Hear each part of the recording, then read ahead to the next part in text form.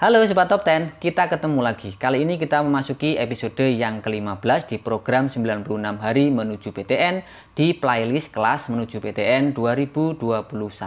Silakan cek playlistnya, ada di sini lengkap. Silakan dilihat dari episode pertama hingga episode yang terakhir agar strategimu lengkap dan informasimu ciamik punya. Nah, kali ini saya merasa penting untuk menyampaikan konten ini. Kenapa? Karena banyak di antara kalian yang bertanya, Kak, nilai yang paling berpengaruh dalam SNMPTN itu nilai mata pelajaran apa sih? Nah, supaya kamu tidak lagi bingung, tidak lagi galau, terutama kamu yang sering menyimak video-video saya, baik subscriber maupun viewer channel ini, semoga informasi kali ini akan dapat menjawabnya. Sebelumnya, yuk subscribe channel ini, jangan lupa tekan tombol loncengnya.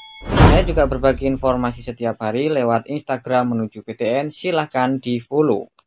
Oke, tanpa berpanjang kali lebar sama dengan luas, mari langsung aja kita bahas.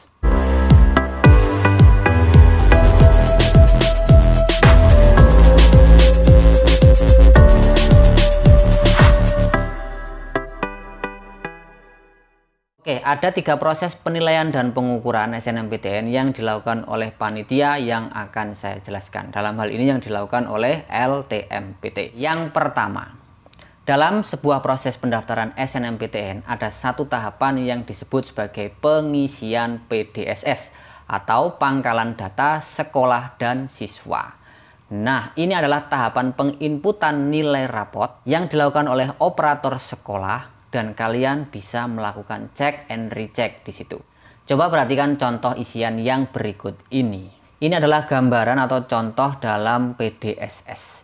Silakan Anda lihat di situ mulai dari urutan mata pelajaran pertama hingga urutan mata pelajaran yang ke-15. Mulai dari pendidikan agama hingga teknologi informasi dan komunikasi. Semua nilai wajib dimasukkan.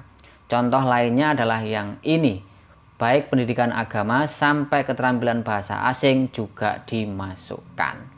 Nah, apa yang kalian lihat? Semua nilai dimasukkan kan? Itu artinya apa? Secara umum, semua nilai mempunyai peran dalam menentukan penilaian SNMPTN yang dilakukan oleh LTMPT.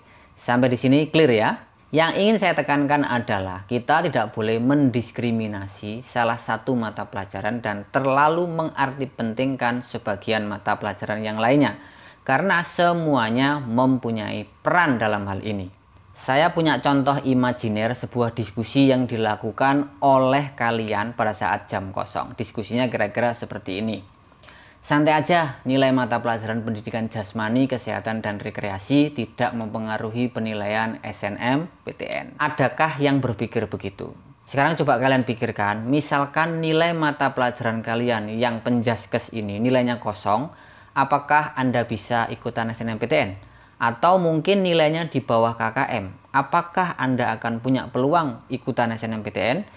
Tentu ceritanya akan berbeda. Jadi, sekali lagi, semua nilai mata pelajaran mempunyai peran. Apakah selesai sampai di sini? Belum. Mari kita menuju ke yang berikutnya.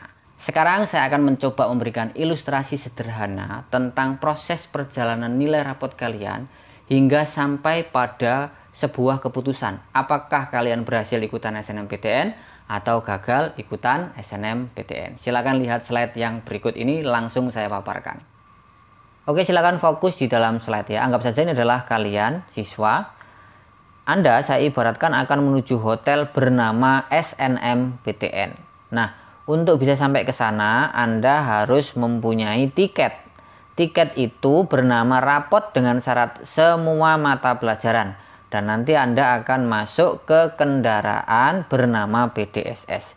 Jika tercapai syarat rapot semua mapel, peserta pun bisa diangkut oleh bus tersebut. Sementara mereka yang tidak memiliki itu tidak bisa ikutan naik bus. Oke, sekarang kita fokus pada kamu yang bisa naik bus yang bernama PDSS ini. Sesampainya kalian di hotel, kalian akan dicek kembali layak masuk dalam hotel apa tidak. Apakah tiket masuk hotelnya memenuhi syarat? Dalam hal ini secara khusus panitia akan memberikan perhatian pada proses yang kedua. Apakah itu? Perhatikan nilai ke-6 mata pelajaran ini. sesuai dengan jurusan kalian, sesuai dengan prodi kalian, sesuai dengan jenis sekolah kalian, SMA atau SMK. Keenam mata pelajaran ini bahkan sekolah sudah diminta terlebih dahulu oleh LTMPT untuk memastikan kemungkinan peserta bisa masuk ke dalam hotel sebelum masuk ke bus PDSS. Setelah sampai ke hotel, peserta akan mencoba untuk masuk ke dalamnya. Ada yang berhasil, ada yang tidak. Khusus yang tidak memenuhi kualifikasi berarti tidak bisa masuk hotel alias tereliminasi dari SNMPTN. Bagaimana dengan yang sudah bisa masuk hotel? Kita masuk pada proses yang ketiga. Sebagian peserta telah berhasil masuk hotel, apakah proses sudah berakhir? Belum. Hotel itu beda dengan bangsal atau barak, di mana semua orang akan berteduh dalam satu ruang yang sama. Sebuah hotel pasti terdiri dari lantai-lantai dan kamar-kamar.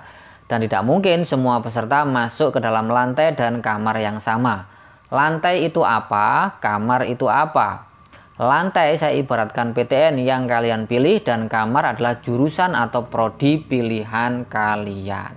Nah, pada akhir proses ini, apakah peserta yang masuk hotel bisa menuju ke lantai dan masuk kamarnya? 3.1.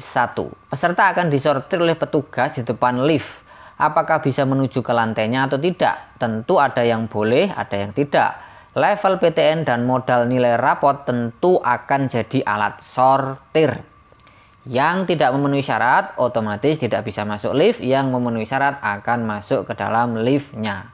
3.2 atau yang terakhir, semua peserta yang sudah bisa masuk lift tentu akan sampai di lantainya masing-masing.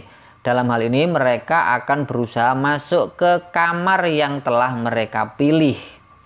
Pertanyaannya, bisakah peserta itu berhasil masuk kamar? Nah, inilah penentunya. Dia pegang kunci yang pas atau tidak? Tentu kuncinya harus sama dengan kamarnya. Kalau salah kunci, auto gak bisa masuk kamar. Yang kuncinya sama atau relevan, merekalah peserta lolos SNMPTN itu. Lalu apa kuncinya? Dari 6 mata pelajaran tadi dia unggul apa? Contoh yang ada di media massa ya, kalau mau kedokteran ya kimia dan biologi. Kalau misalkan jurusan yang sifatnya teknik ya matematika dan fisika. Nah, gimana dengan jurusan-jurusan yang lain? Ada di kolom deskripsi. Sudah saya tuangkan dalam sebuah buku. Silahkan dicek linknya kalau kalian berminat. Itulah sekian proses yang menjelaskan nilai mata pelajaran apa yang berpengaruh dalam SNMPTN. Ada 3 proses tadi. Silahkan kalian cermati, silahkan kalian pahami. Apabila ada informasi yang belum jelas, kalian bisa berinteraksi di kolom komentar. Demikian video kita kali ini, semoga ada guna dan manfaatnya. Mohon maaf apabila ada kesalahan-kesalahan. Kita akan ketemu lagi di episode berikutnya. Tetap semangat, tetap belajar, dan create your future. Siapa sih yang gak pengen lulus SNMPTN SBMPTN? Kabar bagus woy. Buat kalian yang bingung milih jurusan yang relevan sesuai pembobotan, kalian gak perlu bingung lagi. Nih buku seluk-beluk program studi perguruan tinggi dan prospek kerjanya. Isinya apa aja sih? Wow, ada peta persaingan dunia kerja, review jurusan saintek dan susum, prospek kerja tiap jurusan kuliah, strategi lolos SNMPTN SBMPTN, dan pembobotan setiap jurusannya. Ada 110 jurusan kuliah dan video spesifik 90 jurusan favorit. Detail dan solusi banget deh buat kalian yang mau lulus SNMPTN SBMPTN.